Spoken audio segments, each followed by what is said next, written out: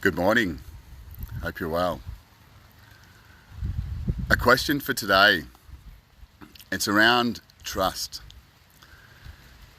What is trust to you? And I'd ask the question, is all trust that we place in others misplaced? When we trust someone else to act in a way that supports us, when we trust in others to act in a way that is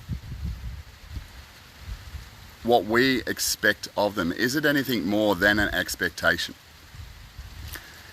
You see, when we're looking to be independent, when we're seeking our own freedom, that gives us the ability at any particular moment in time to make choices on that present moment, on the situation and circumstances that we're experiencing. When we have trust, I'm not sure if the trust thing out there, I've got to go inside. Sorry for that. The storm's upon us. So trust, when we place trust in another person, as an individual, are we really trusting them, or are we maintaining an expectation of our life to be supported by the way in which other people act? For many of us, we expect other people to act in a way that will support us due to our own possible lack of independence that we may face at times to be able to create what it is that we want. Yes, we can enter into arrangements. Yes, we can enter into promises. But more often than not, when we trust someone to act in a way as we expect them to, we must be clear that our trust is not trust, it is an expectation of someone else's actions. The only trust that we have, and the only trust that's truly placed, is the trust that we place upon ourselves. For many of us, the things that stop us from having trust is the misunderstanding of fear. And fear is simply the inability to be able to move into the unknown. For all of us, we create assumptions in our life of these perceived consequences. We become very certain of our doubts. And our doubts are in the way that other people may act, other people may respond, the way other people should respond. However, when we start moving forward, we may have certain assumptions of what may occur when we do move forward, but the very truth and the real demonstration of trust in all of our lives is action. The issue is that for most of us, we expect our actions to be received quite immediately. We expect things to occur in a way that supports us very clearly and very significantly in each and every moment. But the real truth is that when we move through things, when we have issues with another person, when we are fearful of taking a leap, taking a step forward, it is our continuation of a decision that we have made. For all of us, if we want to step into something that is infinite, if we want to truly manifest, it is about not making a decision once. It's about continuing to make a decision towards an outcome that we've become clarified on. That when we're confronted with an obstacle that we are about to face, that decision is already made. That when we decide that we're moving forward, whatever comes within our own way, the decision is to continually to move towards that. The only time that we don't manifest and that we don't bring truth into our own life as we've once imagined is when we get to a particular point when we perceive through our own reference of the past, through our own experiences, that things are more difficult than what we expected. But the very nature of growth is to go into a place that we have never been. We cannot grow by doing what is familiar. We only grow by going into places that are unknown, that are unfamiliar. So ultimately, trust comes down to our ability to take action at each particular moment, because at any time that we stagnate, any time that we stop, we are restricting the opportunity to create in the perception of what may happen. I would suggest to you in each and every moment that the trust that you have a look at in your life. What are you trusting other people to do? What are you trusting that you're not able to do in your own life? You see, when we make a decision to not do something, we are trusting that something will not occur.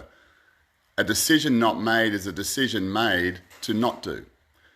Thinking is something that leads to fear. For many of us, we use thinking as a way of avoiding taking action as we try to assess and control what is coming into our life beyond this moment. It's a very different place to intuition and awareness from a connected space. Intuition itself is nothing that makes us great. It is nothing that is beautiful or brilliant. Intuition is just simply the capacity to read energy as information. Now, when we are starting from a place of fear, our intuition will be heightened and we will confirm and manifest those things in our life that we don't want. We know if something is going to happen. If I do this, this will occur. Trust in its own self is only something that we have a relationship truly with our own self. So at any particular time that you're looking to take action, it is not about the first point that we get to. It is that continuation of taking action. And if we allow ourselves to truly trust ourselves, which means discerning that within ourselves which is true, to be able to identify the specific frequency and the signature of that frequency within our own self, not a feeling that we can be deceived by, not one driven by emotions, not one driven by outside sources, but one of the greatest aspects of our own existence is to get to a point where we can ask a question of ourselves and decide to listen and listen until we are complete. For many of us, when we're receiving information, we start to analyze that information before we've received the entirety of that information. We are making assumptions rather than getting the entire picture and the entire download, insight, awareness, whatever that may be, before we start to move forward. In assumption, we stop before we have the entirety and we step out of that particular awareness, that particular communication with our own self, because of what we have perceived or experienced previously.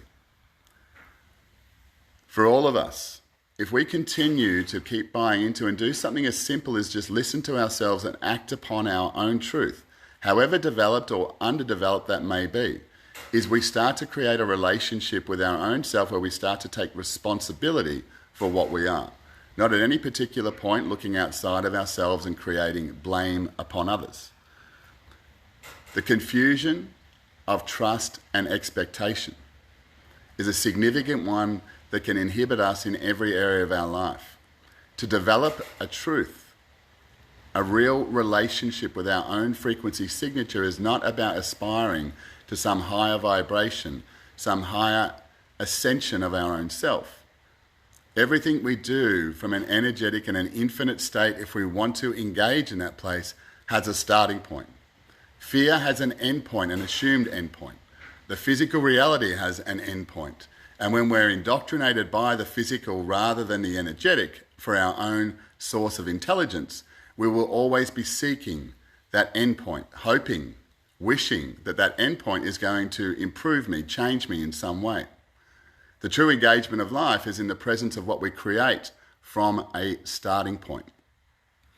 The greater that we allow ourselves to perceive, to engage, and take full responsibility for all that exists, means that the actions that we take have an impact upon all that we are present to. When we choose to be present to a small amount of our experience, to a small amount of our life, that same amount of energy has little impact. It's not the size of the thing that we're working through, it's the degree of presence that we have to our starting point, which allows us to have a greater impact on everything that we do moving forward in our own life. Trust is developed, and action, I would say, is trust in motion. What we've got to get past is perceiving that at any particular point of challenge, that action we have taken was wrong. It only becomes wrong, we only fail, we only find that discord and that degeneration of our own experience when we stop. And we only stop because we lose a connection with what it is and a reference point that we have to what we trust. So in all of our cultivating, in all of our communion with our own self, to develop a relationship with what we are, first starts by crawling, then walking, and then running, and allowing ourselves to make what we would perceive to be mistakes, but it's those mistakes when we continue to move through them that become our greatest unfolding. It's not by mistake. The things that we're most proud of in our life are the things that at times have challenged us the most. We seek challenge to bring attention to ourselves when we're in crisis, when we're in trauma. our particular level of attention to life becomes extremely significant.